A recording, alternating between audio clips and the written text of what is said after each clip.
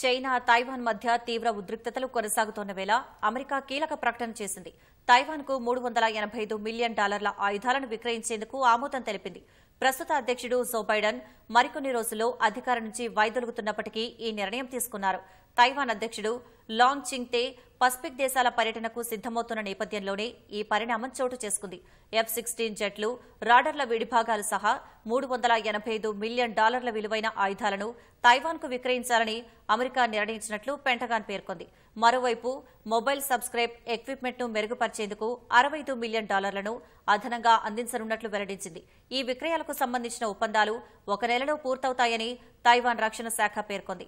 గత నెలలో $2 బిలియన్ విలువైన ఆయుధాల విక్రయానికి ఆమోదం తెలిపిన అమెరికా తాజాగా మరో ఒప్పందం కుదుర్చుకుంది.